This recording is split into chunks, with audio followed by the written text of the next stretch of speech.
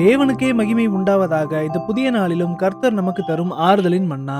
என் எதிர்காலம் என்ன ஆகுமோ, எந்த முடிவை எடுப்பது என்று தெரியவில்லையே, என் பாதி முழுவதும் இருளடைந்து கிடக்கிறதே என்று குழப்பத்தோடும் பயத்தோடும் அமர்ந்திருக்கிறீர்களா? இதோ உங்களுக்கு நல்வழி காட்டி உங்களை திடப்படுத்த போகிற ஒரு உன்னத சத்தியத்தை தியானிக்க போகிறோம். உம்முடைய வசனம் என் கால்களுக்கு தீபமும் என் பாதைக்கு வெளிச்சமுமாய் இருக்கிறது. சங்கீதம் 119:105. வேதாகமத்தில் இந்த உன்னதமான வார்த்தைகளை அருளியவர் தேவனுடைய மனுஷனாகிய தாவீது ராஜா. தாவீது தன் வாழ்க்கையில் எத்தனையோ அறியாத பாதைகளையும் ஆபத்துகள் நிறைந்த வனாந்தரங்களையும் கடந்து போனவர். சுற்றிலும் அடர்ந்த இருளை போன்ற சோதனைகளும் சத்துருக்களின் சூழ்ச்சிகளும் அவரை சூழ்ந்திருந்தன. எந்த பக்கமாக அடியெடுத்து வைப்பது என்று கூட தெரியாத சூழ்நிலைகள் அவருக்கு வந்தன. ஆனால் அந்த பயங்கரமான இருளிலும் தாவீது தடுமாறி விழுந்து போகவில்லை. காரணம், அவர் உலக மனிதர்களின் ஆலோசனைகளையோ தன் சொந்த அறிவையோ நம்பவில்லை. மாறாக கர்த்தருடைய வார்த்தையை தன் கால்களுக்கு தீபமாகவும் தன் பாதைக்கு வெளிச்சமாகவும் பிடித்து கொண்டார். தேவனுடைய வார்த்தை காட்டிய வெளிச்சத்தில் நடந்தால் அவர் எந்த குழப்பத்திலும் சிக்காமல் ஜெயமடைந்தார். அந்த சத்திய வார்த்தையே தாவீதை அத்தனை இருளின் சூழ்நிலைகளிலும் திடப்படுத்தியது. பிரியமானவர்களே, இன்று இந்த சத்திய வார்த்தை உங்களுக்கும் எனக்கும் எவ்வளவு பெரிய வழிகாட்டுதலையும் தைரியத்தையும் தருகிறது தெரியுமா?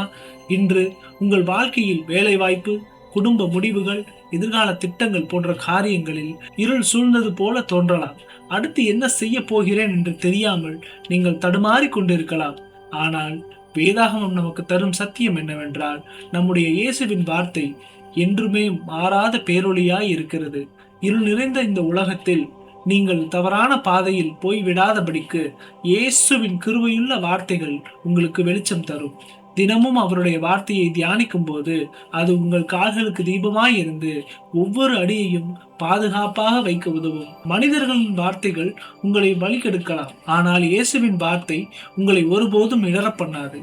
இந்த சத்தியத்தை விசுவாசித்து இருளை கண்டு அஞ்சாமல் உங்களை திடப்படுத்திக் கொள்ளுங்கள்.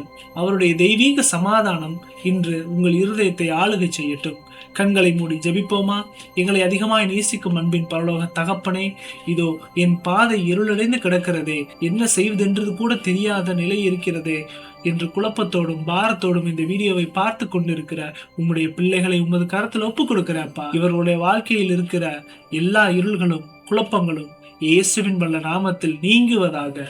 உம்முடைய ஜீவனுள்ள வார்த்தையின் வெளிச்சத்தினால் இவர்களுக்கு சரியான பாதையை நீர் காண்பிப்பீராக. உம்முடைய கிருபையினாலும் தெய்வீக சமாதானத்தினாலும் இவர்களை திடப்படுத்துங்கப்பா. இன்று ஸ்கூல் காலேஜ் போகக்கூடிய பிள்ளைகளை ஆசீர்வதிங்க. தேவைகளுக்காக ஜெபிக்கிறவர்களுக்காக நான் ஜெபிக்கிறேன். இயேசுவின் வல்ல நாமத்தில் தேவைகள் எல்லாம் சந்திக்கப்படுவதாக. முற்றிலுமாய் உங்க கருத்தில் ஒப்புக் கொடுக்கிறப்பா. நீரே இவர்களை ஆளுகை செய்யுங்க. பேரு பேராய் ஆசீர்வதிங்க. மீட்பெரும் இரட்சகருமாகிய இயேசுவின் வழியாய் ஜெபிக்கிறோம் எங்கள் ஜீவனுள்ள நல்ல பிதாவே, ஆமேன்.